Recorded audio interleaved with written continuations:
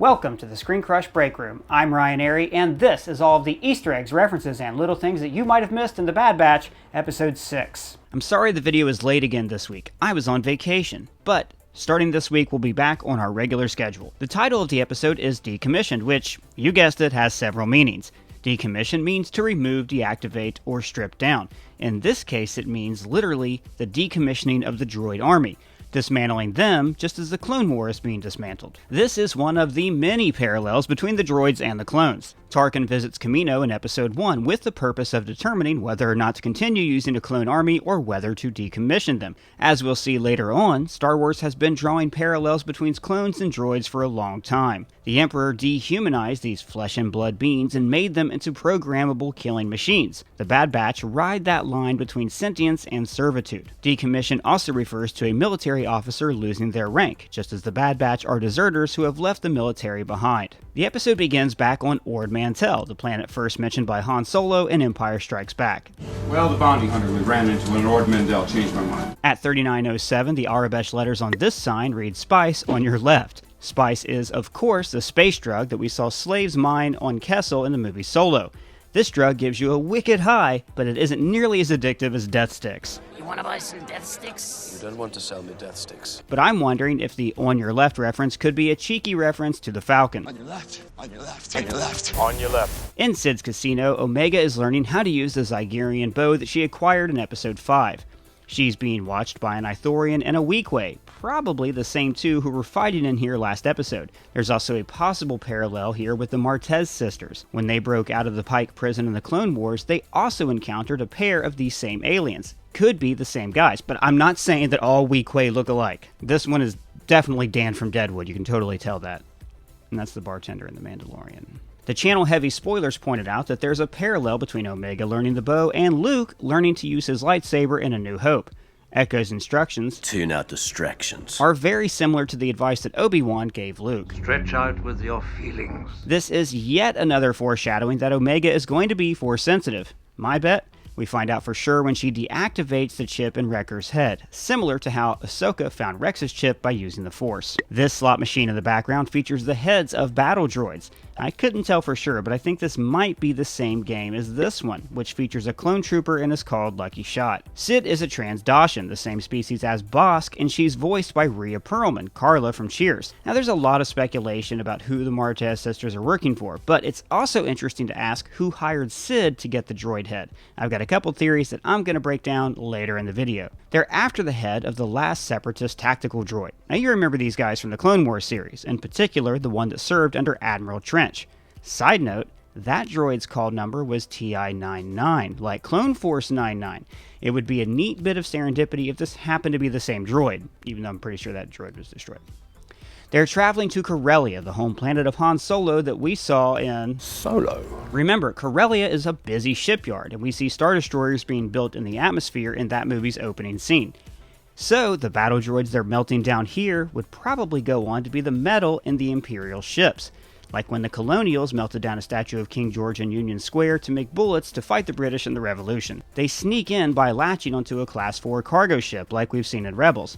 Wrecker says, This old trick. Now, this is a meta joke because Han did this in The Empire Strikes Back. When they land, Tech gets this long, complicated readout of Arabesh letters on his goggles, and most of it is gibberish, numbers and words like config and return toggle, but this little series actually spells out something interesting. This is your mom.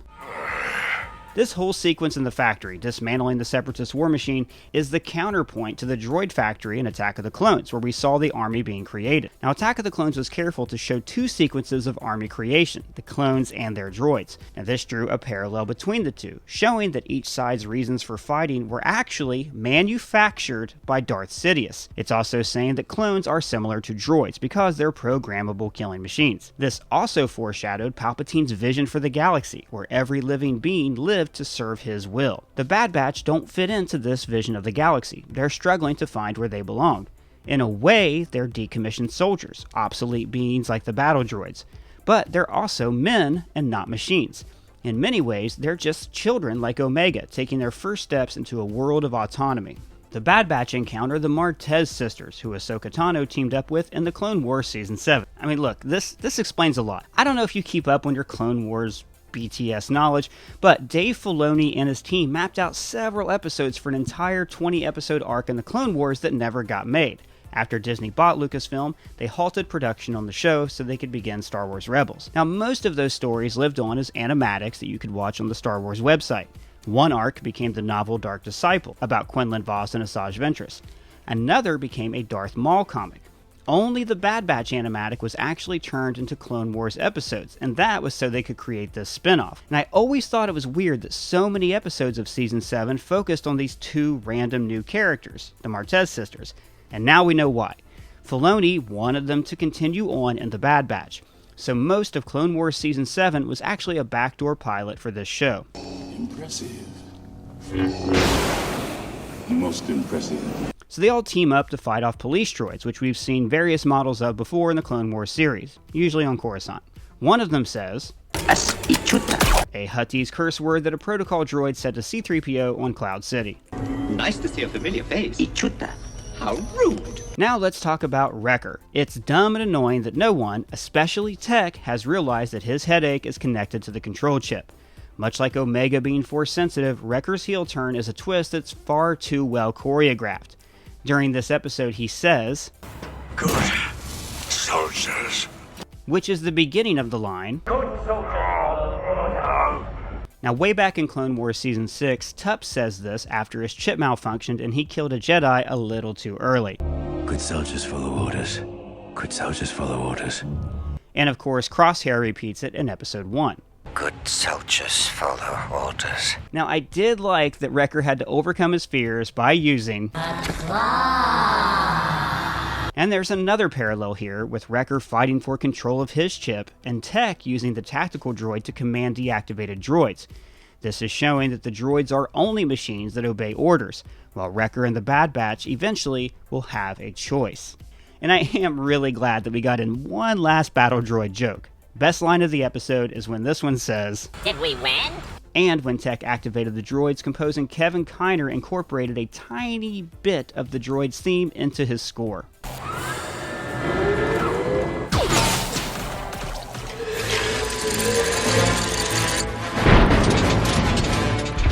At the end of the episode, we get this exchange. Isn't that what you clones do now? Not all of us. We're different. Yeah, I've heard that before. Now, she's most likely referring to Ahsoka Tano, when she told the Martez sisters that she was different from the other Jedi. So now let's talk about the big mystery of the episode. Who hired who to acquire the tactical droid? Someone hired Sid, and this mystery guest hired the Martez sisters. As for who hired Sid, I only have one guess. Darth Maul. Kenobi! By the end of the Clone Wars, his shadow collective of gangster factions has fallen apart. A few Mandalorians are still loyal to him, but that's it. But, as we saw in Solo, he had a productive few years, forming the criminal syndicate Crimson Dawn. Now, somewhere between Solo and Rebels, he fell on hard times. But the Bad Batch is set at the beginning of his rise to power. Remember, more than anything, Darth Maul wants revenge on Darth Sidious for abandoning him. His entire criminal empire is built around challenging the integrity of Palpatine's new empire. So he would want this droid data for this reason, to circumvent and destroy the Imperial forces. Now, as for the Martez's mystery person. And we had help. It was a squad of rogue clones.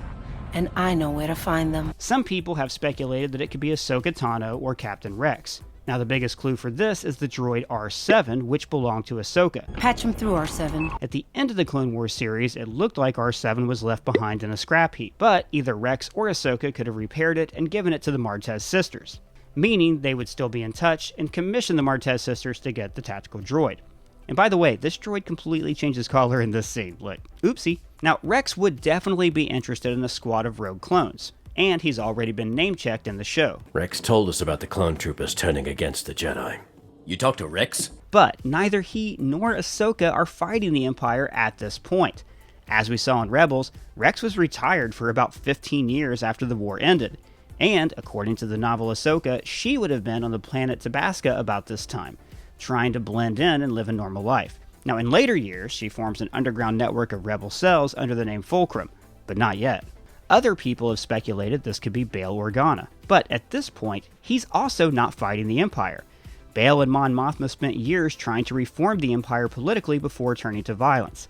Remember, they debated at length on whether or not to attack Scarif in Rogue One, and they decided not to. Without the full support of the Council, the odds are too great. And in a Revenge of the Sith deleted scene, they are very careful to point out that they are not endorsing violence. Suggesting, I apologize, I don't mean to sound like a separatist. Other people have speculated that this could be Cal Kestis from Jedi Fallen Order, but that game took place 3 years after Order 66. There are also numerous other characters and surviving Jedi from the comics and novels who aren't dead yet who could be contenders. It could even be Quinlan Vos, who would eventually be killed by Darth Vader, but would still be alive at this point. As far as we know, there's only one character who's in open rebellion against the Empire at this time, and that's Saw Gerrera. He even encountered a tactical droid like this on his home planet of Onderon, so he knows about their existence and how useful they can be. And we've already seen him in this show, and it would be fascinating to see the events that made him the wounded, bitter old man that we saw in Rogue One. Well, save yourself! But there's no reason to keep it a big surprise because we've already seen him in this show. But hey, it got us talking about it, right? Let me know your theories on who this could be down in the comments or at me on Twitter. And if it's your first time here, please subscribe. For ScreenCrush, I'm Ryan Airy.